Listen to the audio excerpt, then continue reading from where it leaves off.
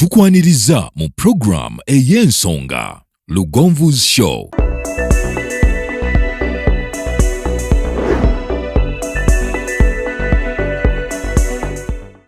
Mwera kwa mulowooza period ziruma mmwe. Naye period ziruma abasajja. Ne mameze nakuwa obuziddwa. Period zisinga kukosa nnyo abasajja. N'olinda munnanve mu kintu. Ekintu n'akiremeramu. N'alyoka afukumuka ogusaayi n'ogamba Mukama Katonda. Era mu kubyendesa abasajja nze mbabuulira. Ezo ennaku muzirabanga entono naye ziba nnyingi ku basajja. Ye musajja wa watasobola kumisiga ezo ennaku ya. Mulimu ebiwanvu omukazi n'avaamu omusaayi tegukoma. Naku 2, 3, 4, 5 ngero kyali kwebyo.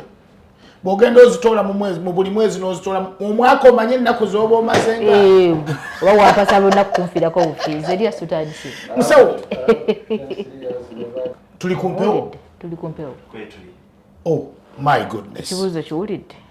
Tusiimye nnyo tusiimidde ddala gwatuwadde amaaso webali nnyo webalire ddala eno ye Lugonvu's Show programu ey'ensonga.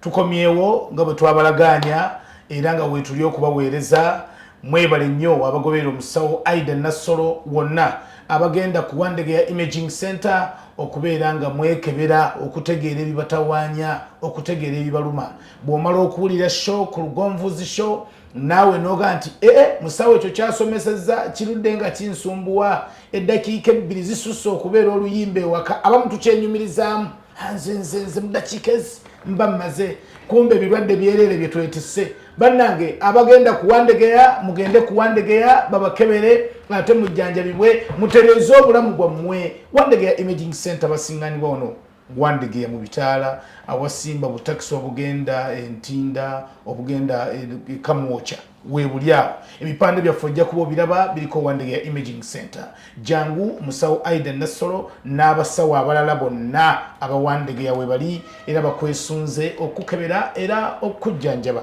olunaku olwaleero waliwo ebibuuzo bingi bye mutuweereza naye nga tujja kubikwatako mpola waliwo agambye nti amaze ebbanga eriise myaka gyemeka 6 katabe kibuuzo ekibuuzo kireete tukirabe Ken. Okay, somebody has a question here, Dr. Uliriza. On again to Musawo. I have 23 years. I've never had sex. Mwana wange. Miaka 23 wabuwala. Mwana mberera.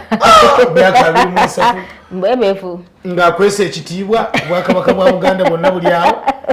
And no family planning. That's good. Here waliwo do planning achigwata having sex. I was given hormonal imbalance medicine. It's now 6 years. No periods, but painful back and obesity. Anti abadde share wigwa twasomesa wachi omukyala yabadde amesinga periods both primary and secondary amenorrhea. Wetatubulidde oba yali alwaddeko. Yalwalako. Agamba yalwalako. Anti agamba ine myaka 23 teyegattangako. Nina kyakola kikyamu. Anti ayinza okuba teyegattangako naye nga talwalangako. Wabule musawo. Myaka 23 nga tolyanga ku kintu. Ate obujinto sobola okwekuuma nga weekuumidde omuntu. Yes. Kimemete efuuke goonya. Kyangu nnyo ate abakyala kirungi okwekuuma by the way. N'owunzikira. Yes, nange namalako bulungi ne 6 yange nga nina akantu kange ne ngenda n'ensoma nga ndi mukyala yeekutte. 23. Anakaluubiza alikatwala. So agamba ayina back pain naye tagenda mu period. Kati talina kyatatubuulidde whether yali agenzeemu oba tagendangamu. Primary. Kati ayinza okuba oba tagendangako mu period kakyanga abaawo ayina okukola check up. Ayinza okuba ayina imperforate hymen nga wansi wasiiri nga waggale. Twakyogerako nga kujira concealed amenorrhea nga wansi waggale obleeding naye ng'omusaayi gulemerayo eri munda n'okwa kye tuyita hematometra. Bw'afuna omusajja n'azibukula byonna bigenda aba atereezezaawo. Kati imperforate kitegeeza n'omusajja ne wayingira abalwazi. That is imperforate hymen. Ayinza okuba ayina vaginal atresia nga vagina narrowing of the vagina yonna yafunda bwete omusaayi tegulina yokola ki wegufulumira. Akuba tuli ku show naye singa ennamba y'essimu agiteekako n'omukubira n'omuyambako omusawo. nze musawo nina omwana wange bw'aba agenda mu periods alumwa nnyo kati aweza mwaka 18 18 years ina condition tugiyita dysmenorrhea. Kyekyo dysmenorrhea is painful. This is pain, menorrhea is bleeding while having a lot of pain. Naye tulina primary ne secondary dysmenorrhea. Kati omwana bw'abeera ng'alumwa nnyo omukyala alina okuba nga wagenda period abeera nga nze wano togaana kusomesa togaana kukola, you're very okay with that mild pain. But pain bw'esukka ng'omwana alina kuva mu class n'agenda mu siikibbe n'amontako amacupa, that is aba agenze mu dysmenorrhea. Chances are ayinza okuba alinamu ovarian cysts, ayinza okuba alinamu endwadde y'omunda, ayinza okuba alina adenomyosis. Dysmenorrhea ko twajogerako? Tetwajogerako. Naye there are very many causes of dysmenorrhea. So olaba nga kisusse nnyo maama w'omwana, omwana mutwale basooke bamukebereko. Oyinza okifuula eky'omuzannyo omwana ono n'atawanyizibwa n'obutazaala mu bukulu naye ng'obuzibu bwavaawa. Kali nno kansigadde ku mutima. Virginity egenda ku myaka 25 myaka 3. Naye omusajja naye agijjako aba mukambwe. Alina okuba nga talinaamu erectile dysfunction. Okuba nga ateeredde bulungi. Kyogamba bano abasajja bano balina bupenisi eno ateegonda ate situsenga esaago osobola okuggyako embuzi. Ngutidde wafuta kudduka. Olugabo osobola ogijjako. Nze nsanga bankolera nze mpita mu highway. Kati oyo asaana omwami ng'ateredde bulungi. Asaana bakeene omwana n'amutereeza bulungi nga tuwaliwo makoona koona. Omwana onoomutugobako anoonya abavubuka. Messages ezisinga zikwebaza era nabagamba nti bo abali ebweru w'eggwanga bakoza batyo ku accessinga kubanga sometimes bakugezaako ku WhatsApp nga lwaki todda mu mukwano wolozeko kuwandega imaging center. Bw'ojjawo otuuka n'onsaasira. A lot of responsibilities. Kati ate messages z'obulwadde ziri a bit private. Si buli muntu nti alina okuaccessinga medical details zaki z'abalwadde. So omuntu omulwadde era abeera mugumiikiriza. Kati WhatsApp eyo abantu bagiyomberako nnyo naye ogumiikiriza maddala omuntu ataliiwo olina okufissayo kadde n'okafissayo bufissa omuntu okusobola okwogera naye.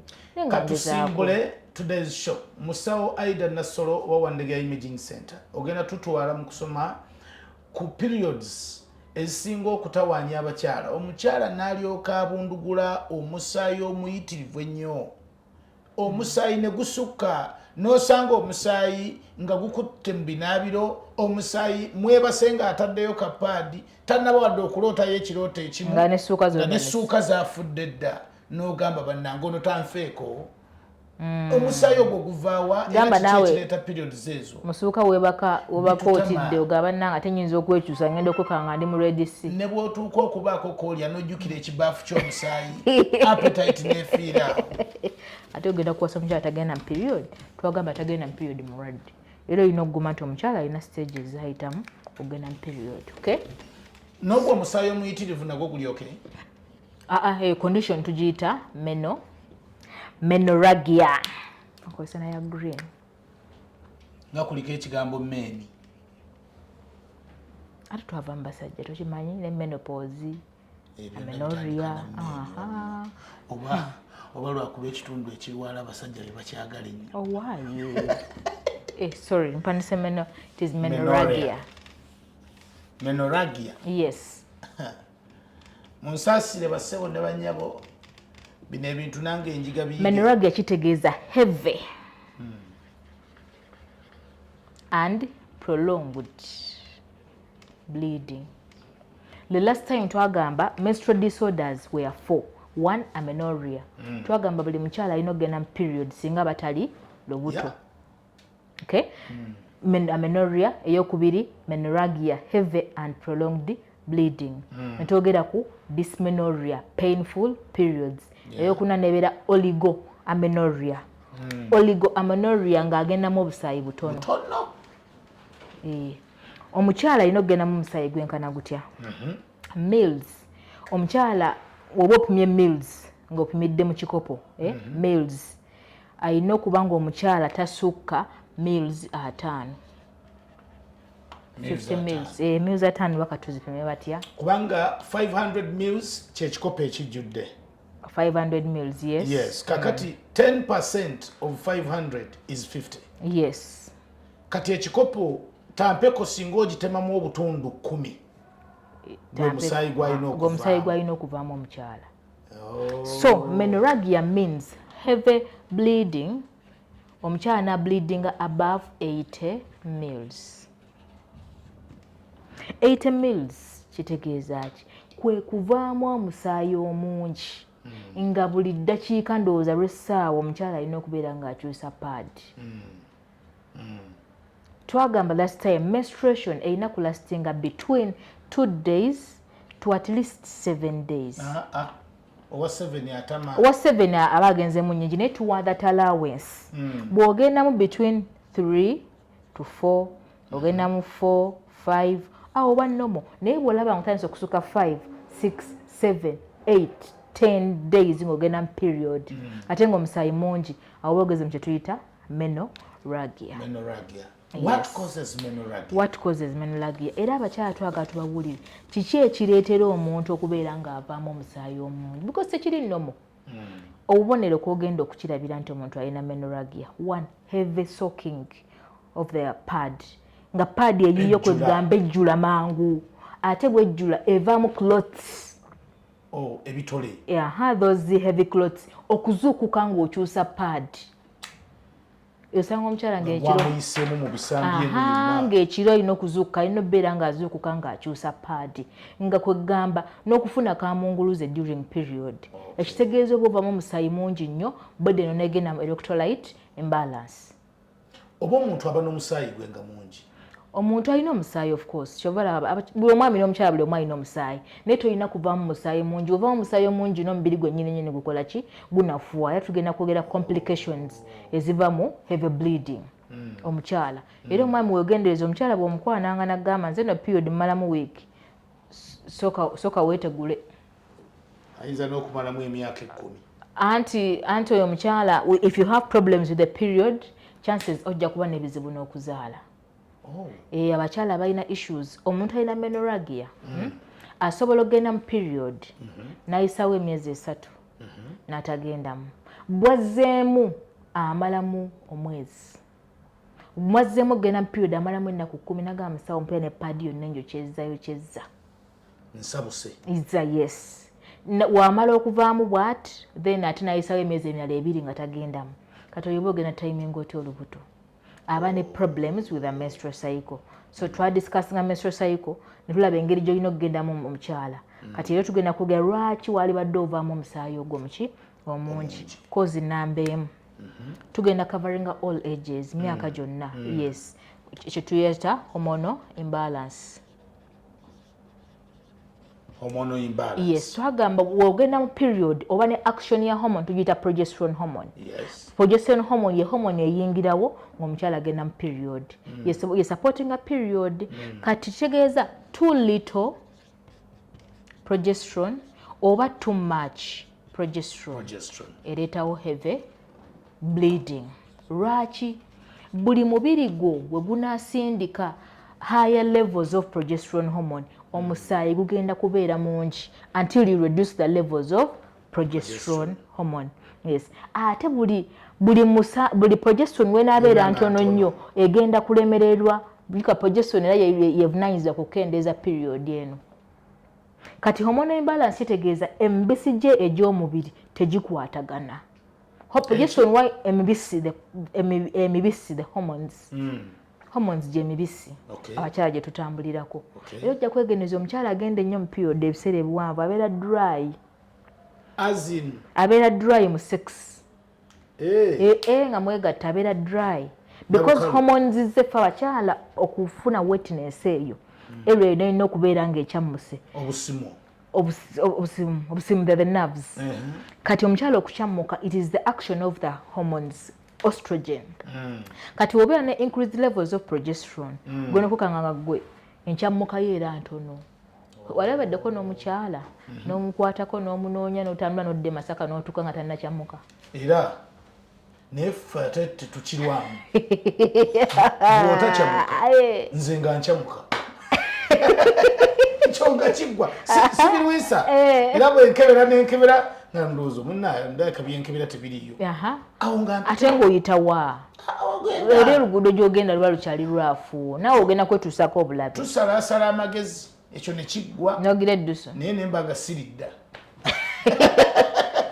munange omukyala yaŋŋambako omusawo abasajja oba lwaki bandekawo ndi myaka 36 naye mbulidde omusajja gwe mbeera naye omusajja wajja n'akobakako ng'adduka agenda asigaddewo omubeezawo nga gwamuwa ssente lugera nga manya mbesaayo miliyoni mpaayo 2 nagamba oba bukalu buno bwe bumbuzizza omusajja ey'omukyala naye ng'agezezzaako okunywa cloves agezezzaako okunywa ekitiko naye nga yayina hormone imbalance because yayina overbleeding by the way. Tutangaaze omulabi waffe owa Lugonvuzi Show ekigambo hormonal imbalance njagala tukijje mu luzungu tukiteeke mu ntegeera y'omuntu atandikirwako kubanga ojja musanga ng'omusawo mugamba you have hormonal imbalance the hormones nga tezibalance oyinza kukinnyonnyola otya maama wange weekaliisizo nakitegeera hormonal imbalance we said in the time of bleeding mukaseera ng'ovaamu omusaayi wano hormone eba eri active eyitibwa progesterone hormone ng'obleedinga wano hormone ereetawo bleeding progesterone alina okuba mu increased levels yes bw'omala ovaamu omusaayi tugenda mu phase gye tuyita early proliferative phase early proliferative phase nabaana eno yezimba ezimba ebisenge byayo bino kati buli webeera ng'ezimba mu biseera kino eba ezimba wano nga neeno mu amagi gali kukula so obeera mu influence ya hormone ya follicle stimulating hormone ezo ennaku eziddako ng'ovudde mu period wayitawo ennaku 10 ng'ovudde mu period tugenda mu phase omubisi hormone egenda okujja ye luteinizing hormone luteinizing hormone egenda kuyambako ejjeeni eryakuze to rupture follicle stimulating hormone eri kuyamba amagi it stimulates the follicles amagi amagi ogamala okukula eno hormone ngejja ng'eyingirawo ng'ekuze ng'eyabya eggi maturation and rupture eggi we lyabika lijja kujja wano mu luseke in case fertilization has not occurred tewabaddeewo musajja there is an increase that is after 14 days progesterone agenda kujja yeeyongere asobole okuleeta ki period eyo menstrual cycle bwetyo bwetambula kati singa ekirungo kino kiba tekiwera kati hormonal imbalance egenda kujja singa progesterone abeera mu wansi ekirungo kye bayita progesterone nga kiri wansi ogenda kulaba okinaaba wansi oyinza okulemererwa okubleedinga n'ofuna amenorrhea okay yes bwe kinaaba waggulu ojja kubleedinga okinaaba waggulu nnyo ogenda kubleedinga nnyo obubaka bugenda beera bungi obugamba nabaana eno okukola ki okubleedinga kati kitegeeza hormones zino ziremeddwa okukwatagana okay katugambe an increase in the progesterone wanabeera agulu progesterone agenda kulemesa follicle stimulating hormone hormones twazisomako mu biology wa A-level nga bagamba zikola what we call negative feedback mechanism eno bwebeera waggulu endala ebeera wansi progesterone bwebeera waggulu ojja kulaba follicle stimulating eri wansi okitegeera kyobala oba obleedinga tewabaawo hormone ekuza magi omala kuvaamu progesterone nadda ebbali follicle stimulating hormone n'akola ki n'alinnya ekigambo ekyo abantu abasinga tebakitegeereza hormone imbalance naye ngezezzaako okukinnyonnyola omuntu asobole okukitegeera nti kitegeeza ki are your hormones working the way they are supposed to work ebirungo ebyo biri mu mmere gye tulya biri ludda ebirungo byakolebwa mu mibiri gyaffe. They are produced by the pituitary gland. Brain erina akatundu ka hypothalamus ke kasindika obubaka obwo. Okitegedde. So kati si kyakuliira mmere newona ali ennyo ensujju ng'obalansinga hormones. Nedda. So this imbalance ebiseera ebisinga ereetebwawo obubonero buno tukoze ki bwe tulabye oba mu period olwamu nnyo sooka odduka okole ki okeberebwe. Ensonga ey'okubiri, apart from a hormonal imbalance, ensonga ey'okubiri tulina uterine fibroids. Uterine fibroids, yes. Si ebizimba? Ebizimba mu nabaana. N'ebizimba ennaku zo bijja mu baana abato. Omukyala aneetedde omwana w'emyaka 23 ng'alina fibroids. Kikusobera? Ng'omwana abulidinga afubutuka omusaayi. Ngenda okukebera ng'alina fibroids ezo. Ebizimba bina? Nya, bizimba bina. These are solid masses. Ebijja ne bizimba they can go either in the myometrium. Kisobola okujja ekizimba ekisinga obubi ky'intramural fibroid ekijja ne kyekwata ku kabubi ka nnabaana kano. Buli kabubi ka nnabaana kabeera nga kazimba fibroid eno ekakoonako ne kayiika. Ye muntu gw'osanga nga kugamba sirina nnaku za period. Nze period eyange weeyagala weekola ki wejjira kyokka ne gujja nga guli heavy ng'olaba ebitole. Those small clots ezijjira mu lusi the big and big clots. Bizimba. Kati era kyova olaba omwana we bamukebera nga alina fibroids nga mutongo bamugamba gizaala. Yes, the environment is ready. Kubanga omwana we babajja mulongoosa. Okuzaala kikendeeza ebizimba, yes. Buli wobeera ng'ozaala hormones are acting the way they are supposed to act because tulina reproductive age eyaffe abakyala ey'okuzaala. Kyova olaba bagenda mu period beggwako nga oluganda ng'otulabira. Olowooza toyanukudde ow'emyaka 23 atalyanga ku kibala kya Eva? Nti ajja kufuna omwana oyo yeereetera obuzibu. Omwana oyo mulokole. Kansome ennamba yange y'essimu. Omwana oyo mulokole. Si musiraamu. Mulokole. Alinze Yesu. Ne Yesu nga baamuzaala.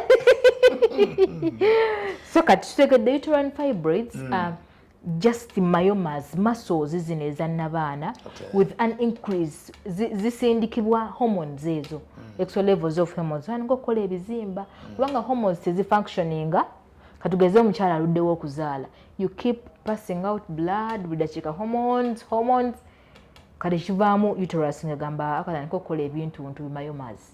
They are the uterine fibroids. So in case you have that heavy, mulimu na ina both menorrhagia and dysmenorrhea. Aina heavy and painful periods. Oyo ali mubi.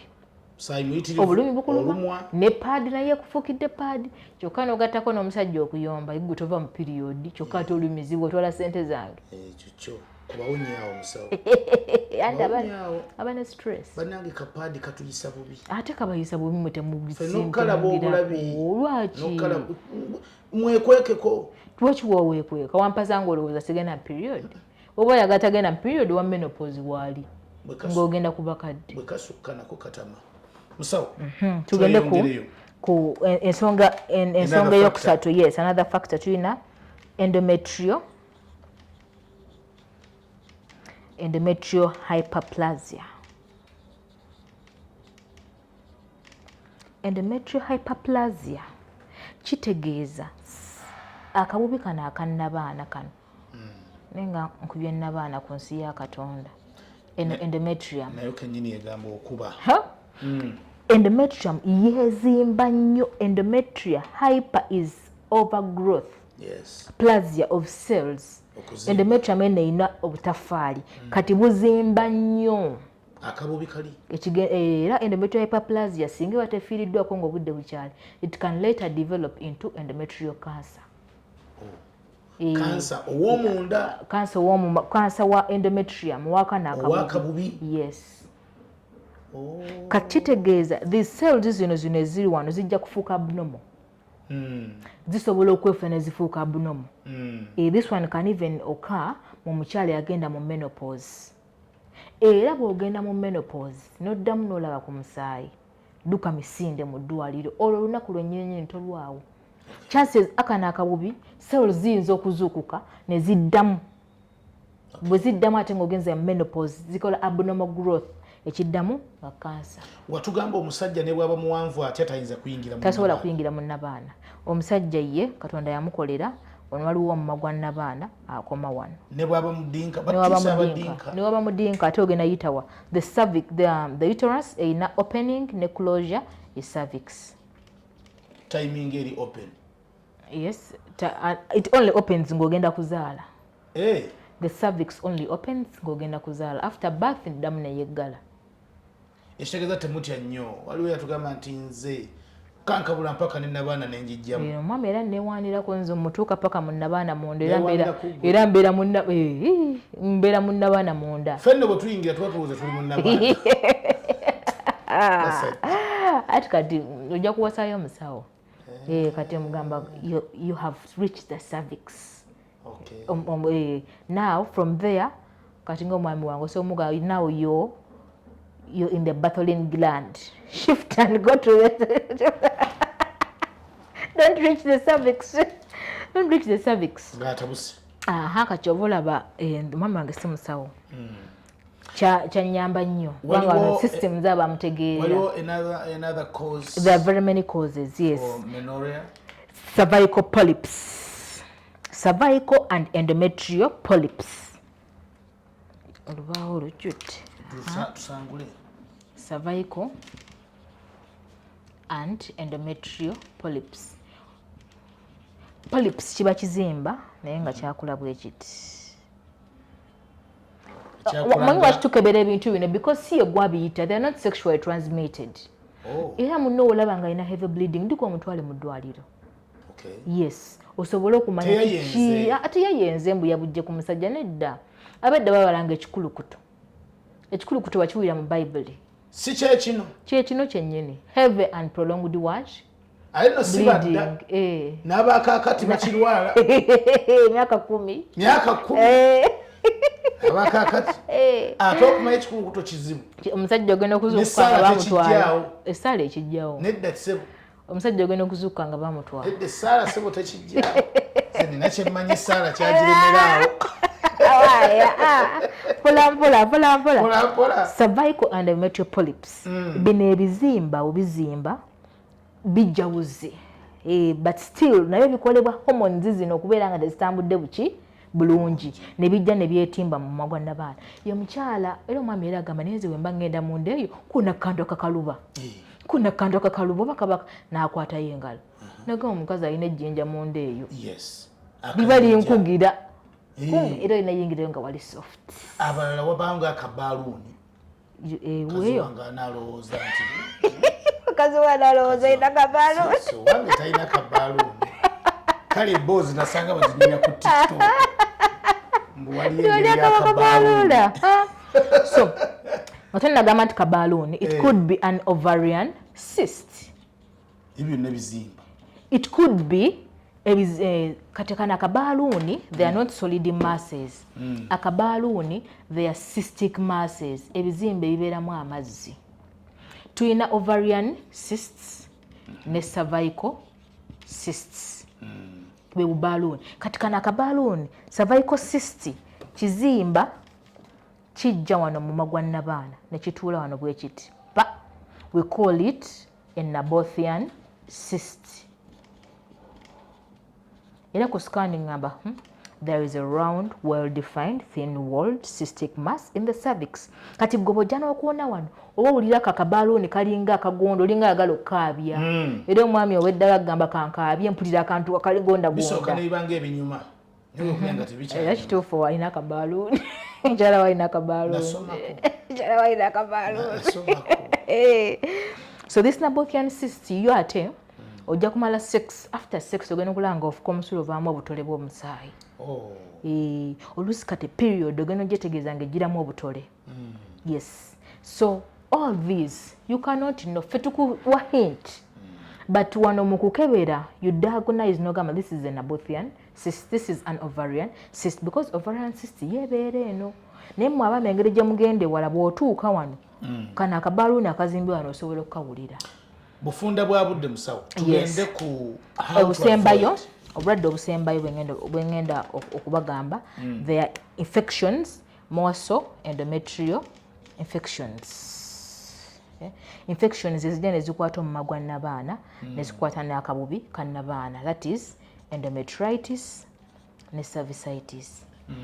Obuwuka we bulya wano ogenda n'ovaamu omusaayi nga guwunya, omusaayi nga gwa black, blood must be plain red. Wano ogenda n'ovaamu omusaayi guli smelly, nawe wennyini agenze period nga weeta, blood must not smell because it is fresh. Ogenda okujja mu pad ng'ennyumba yakutedde ekivundu, ogenda okebera pad ekutte ebitole bya black, egenda okebera omusaayi gw'ovaamu gwa black. That means the endometrium is being eaten up. Bw'obeera eaten up esobola okubleedinga nga teggwaayo kubanga erina obuwuka. But endometritis is diagnosed on scan. Investigations. If you have heavy bleeding, ng'ovaamu omusaayi naawe wennyini ne weetya, test esooka, go in the laboratory bakole hormonal tests. Tugiyita hormonal profile. Hormonal profile. Hormonal profile bakubuulira the levels of follicle stimulating hormones zenkana bwe ziti, the levels of luteinizing hormones zenkana bwe ziti. Bayinza okugamba you have increased levels of progesterone. Basobola okugamba oyina hyperprolactinemia nga gwe omukyala oyina hormone yeyonsa eri waggulu nnyo. Yes, kati this is the hormonal profile. Bakebya nti oyina increased levels of TSH, thyroxine hormone. Okuyonsa bwe kubanga omubiri gwagala okuyonsa kireeta musaayi wansi. Anti obanga oyonsa oba ne hormone eri waggulu tugiyita prolactin. Prolactin webeera waggulu nga wena kugamba they work under the influence of negative feedback. Buli prolactin webeera waggulu hormone eno ekuza amagi ebeera wansi. Ne progesterone yennyini ebeera ki? Ebeera wansi. Ayonsa kyava tafuna lubuto, kyava abamu abayonsa tebagenda mu period abamu. Yes. So that is a family planning okuyonsa. Test eyokubiri agenda kukola pelvic ultrasound scan. Pelvic ultrasound scan ye scan eyita kungulu neeraba lwaki obleedinga oba endometrium oba fibroid oba cystic masses zetwagambye naye scan nga terabye. Omusawo mubuuze scan yeno lwaki terabye oba terabye, go for a transvaginal ultrasound scan. This could be the best naye akasente transvaginal akasente kaayo sike kamu neyaki neya pelvic ejja kgenda wansi mu bukyala yegenda okulaba nabothian cyst, yegenda okulaba cervical polyp, yegenda okulaba bagiyingiza munda muki mu vagina. Batugamba ekintu kyonna ekiyingira vagina nga toli mu mood ya sex kiba kiruma. Era kakulanga penis bwe kati actually saakaleese wali badde onzijukiza shejjako tujja kaleeta tukabalage. Transvaginal scan era yakula ako tekaluma. Era ekano tekaluma yakulanga penis bagiwa omutwe abagikola transvaginal scan ne bagiwa omutwe ne bagiwa mano body kugamba era ebeyingirayo ng'ekola omulimu vagina enagenda mu penis yokka eno bagidesigninga eddala nga penis. Sisobola kufuna feelings ng'ontaddemu akantu ako. Abakyala abamu munnange kisinziira ndowooza ekyo kati akoze scan bw'aba musajja era mwami yagamba feeling nezisituka. Mwami yagamba musawo totwetera basawo basajja bajja kwana bakazi baffe. Ate kwana anti nagamba omwami agenda nayingireyo bw'ate manyi babaami akuba mangu akafaananyi n'abakazi mukuba tetubibeerako ebyo ffe. Okay, yes akola transvaginal scan for for okumanya if why is my bleeding so heavy like this. In case these investigations ezimaze ayongerayo nagenda nakola endometrial biopsy. Endometrial biopsy kwe kujjako akanyama ku kabubi ka nnabaana. Awo nga bagende mu maaso tweraliikira tobanga oyina kansa. That is endometrial biopsy. You have even cervical biopsy. Biopsy kwe kubanga bagenda ne batapinga kweyo ennyama ne bagenda ne bakebera cells zigenze zifuuka abnormal. Oyinza okuba oli awo ng'otulidde kinnamutta ekigenda okusaanyawo. These cancers are very very very common. Mu bufunze Yes, obudde bwaffe butugenzeeko musawo. Mu bufunze. Mu bijjanjaba bino ne biwona? Yeah, of course. Management, nchiddamu, management of these diseases depends on the cause.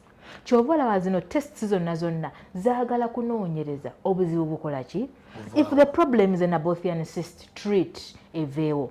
If the problem is endometritis, gijjanjabe eveewo. If the problem is an ovarian cyst, gijjanjabe. Bw'enaavaawo, menorrhagia is not a disease.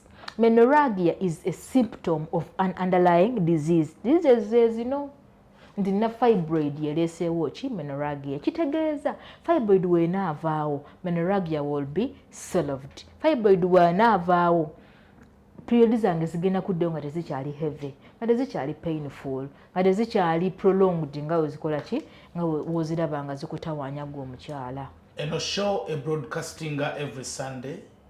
Nkwegayiridde, if it is your first time okubanga olina for olunaku olwaleero subscribinga goberera. Musawo Aida Nasolo mpandiikira wano enamba yaffe y'essimu. Iye abalayi baffe abalungi. Akwetaaga wayinza okufunira ennamba eyo bw'ogikubako oba bw'oweereza ka message ku WhatsApp ojja kuba oyogera butereevu n'aba Wandegeya Imaging Center. Genda okeberebwe mukwano, tolaba periods n'odduka emisindo okugula empeke mu ddwaliro nga totegedde kikuva. Mama ya Pyroxcam. The problem is abazadde bennyini agaana apika omwana painkillers, which painkillers are even damaging the liver. Omwana abeera ku painkillers from the age 18 ogenda okumuwaza nga omwana yamiramira dda n'ebipeke. Ennamba eri 0705 25 14 59 0705 25 14 59. Tukomye wano tusinkane Sunday ja Wandegeya Imaging Center beba kutuusaako show eno tewerabira wannaffe aba Hillview Nursery and Primary School Day and Boarding Matanga. Tuteekateeka omwaka guno ojja kulaba ekinene kye tunaabagamba. Mubeere bulungi, mweraba.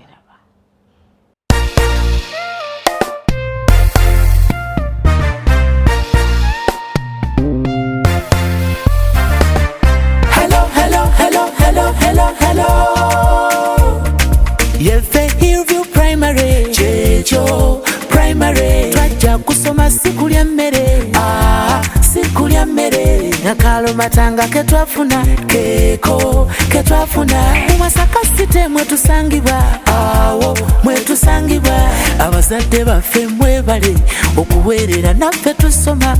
Abasomesa mwetubeebaza okunyiikira nga temukoowa. Tujja kusoma bakalasiti, bakalasiti.